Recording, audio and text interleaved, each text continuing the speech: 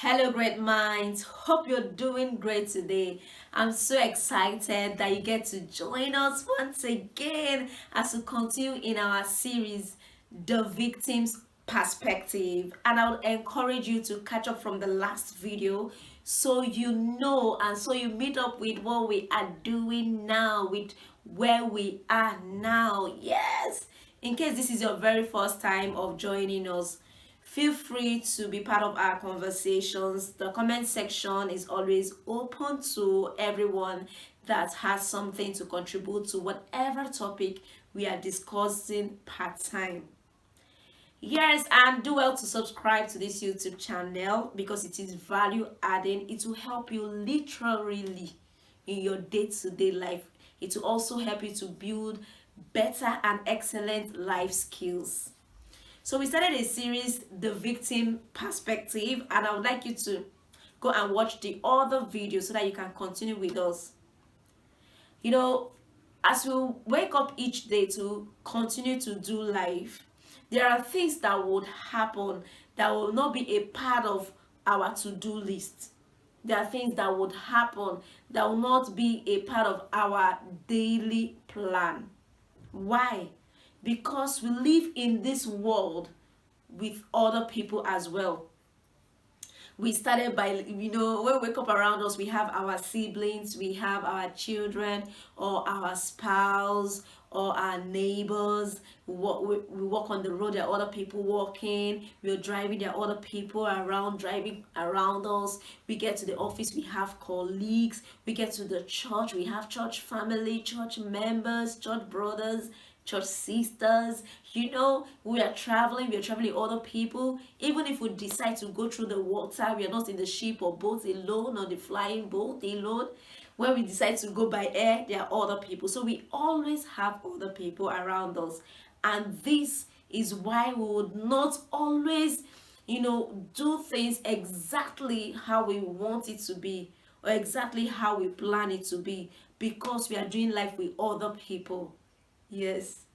So because of this, we should be conscious of how we live daily, not allowing the things that we do not plan affect us adversely, to affect us in ways that will be damaging. We live in this world with other people. There is nothing we can do about that. You can't go and create your own earth or create your own planet and be living. You will not even survive alone. So because we live with other people, it is very necessary and very important that we know exactly what to do and how to navigate through, so that we don't position ourselves in that victim area. Now we say we are going to tell you the difference between facts and truth. I stated it and I keep stating it, that fact is not necessarily truth. Truth can have facts in it, but fact is not always truth. I know you want to be like, how is that possible? Is that possible? Yes, it is possible, and I will try as much as I can to give you example, but I will need you to be focused, to pay attention, so that you get the example I'm trying to give. Now let's say there are three friends standing. A man is standing in front of the other two. Let's call Mr. A and Mr. B. Now, the Mr. C is the one standing in front of them, but Mr. C is facing the other direction while backing A and B. As at when Mr. B, turned to face the other direction, he saw that it is Mr. A that is standing behind him. Now, Mr. A taps him, and after tapping him, quickly shift position to go and stand where Mr. B is. Now, by the movement of body, Mr. B has shifted to be exactly behind Mr. C. Let's not lose it here.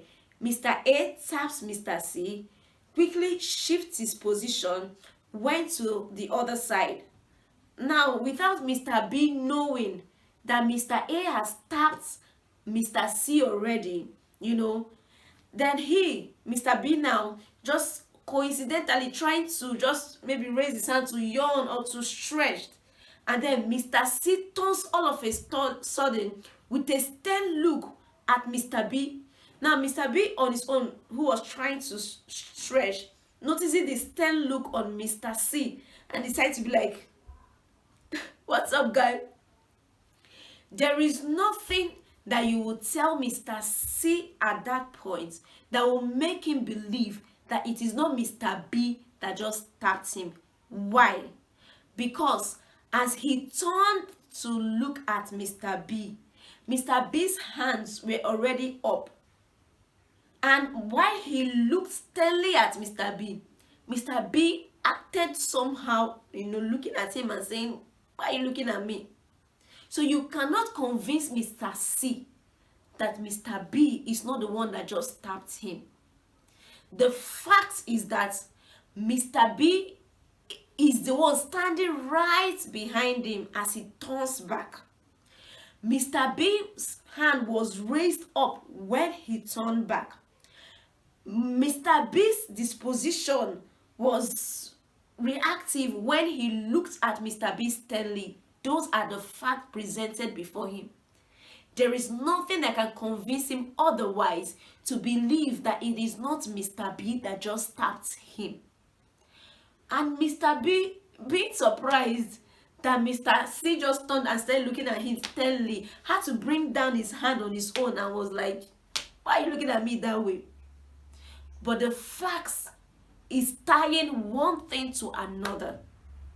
So by fact, Mr. C has concluded that it is Mr. B that tapped him. But the truth is that it is not Mr. B that tapped him. It is Mr. A, or it was Mr. A that tapped him before repositioning himself. So you see, fact is one thing tied to another. So fact is not necessarily the truth. Now it will take a conscious further effort and extra action in discovering if truly it is Mr. B or Mr. A that actually tapped him. It will need an extra, but by default it is not easy to just put in that extra effort to find out the truth, to stick with the truth, to stand by the truth, to discover the truth. Is an extra effort. But it is not easy to decide, when you can see something, why looking for another? Let me give another example. Mrs. A and Mrs. B goes to market, and both of them are carrying a basket. Coming out from the market, Mrs. A is conscious of the fact that somebody is walking together with her. Mrs. B working together, but not conscious of the fact that she and Mrs. A are walking at the same pace and holding the same basket. Now they get to the junction wanting to probably take a bike or take a bus. Now Mrs. A is conscious of the fact that Mrs. B is walking by her. But Mrs. B is just walking without being conscious whether somebody is walking with her or not. She's not conscious of it. But both of them are holding similar baskets. Now there's somebody around there, or somebody, just walking, towards them. Now Mrs. A realized all of a sudden that she forgot something back at the market and decided to drop her basket down and rush back to the market. Mrs. B, not being conscious of whatever is even going on, decides to continue in her journey.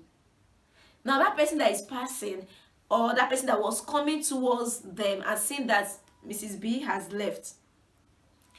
All of a sudden, Mrs. A comes back to that particular spot and notices that her basket is no longer there. What will she think? Her mind and her calculation, her first thought will be that Mrs. A has carried her basket. Now, somebody coming from the other side saw Mrs. B going with a basket. And so the person has gotten to this side and sees Mrs. A being worried and agitated. Oh, I'm looking for my basket. I'm looking for my basket. You'd be like, you're looking for your basket. I left it here and I can't find it anymore. That person that is coming from the place, like, what is the color of your basket? How was it? Oh, I saw one woman walking towards this side with a basket. Now Mrs. A will conclude that Mrs. B is the one that has carried her basket. The fact is, she left that basket with Mrs. B standing there. The fact is, that person that was coming saw Mrs. B carrying a basket, similar color, similar pattern, and going away. So with their fact, it is Mrs. B. This fact and this fact, it is Mrs. B that has stolen the basket. I don't know if you are following me. Mrs. B has stolen the basket. But the truth is it Mrs. B that stole the basket? No. Mrs. B had her own basket. Mrs. B wasn't even conscious of the fact that she had the same basket with someone. She walked out of the market with someone. Someone left a basket by her side without even speaking. She has absolutely no idea whatsoever that this is happening. So the truth is, she didn't steal that basket. Someone else, has stolen the basket. But the fact is pointing to her. You see that there is a difference between facts and truth. The facts are not necessarily truth. And that's why we should be careful of what we see and conclude on. And that's why the Bible tells us that we walk by faith and not by sight. Because fact is tied to what we see, what we can touch, what we can calculate together, what we can put together. Oh, this and this, bring them together. This is it. That is the fact. What we can hold to, what we can analyze. But the truth is beyond facts. And that's why we should be careful that we do not position ourselves in the victim perspective because of the facts that are lining up before us. Facts are not necessarily truth. And so the fact says we are victim. The fact says we are disadvantaged. The fact says what has happened to us is wrong and is not supposed to happen. The fact is, but what is the truth? Could it have been that there is another reason why what is happening is happening? The Bible tells us that them that love God, all things work together for them. All things, everything works together for good to them that love God. All things. Because God is superior and he sees the whole image. He sees the whole perspective. He sees the whole angle. He sees everything from us. So he's telling you that everything is aligning according to my purpose, to my plan for you. As long as you love me, trust me. So we are not supposed to dwell on facts. So that is why it is very important, the perspective that we view life, that we view situation, that we view circumstances. Something just happened to you, you just lost something, and the worst you can think of, oh, why is this thing happening to me? Am I the worst? Or everything, this is always happening to me. Maybe, the person have bad luck. But the truth is, God is saving you from something else. Or God needed you to be in search of that thing so that you would discover something else. The truth is always beyond the facts.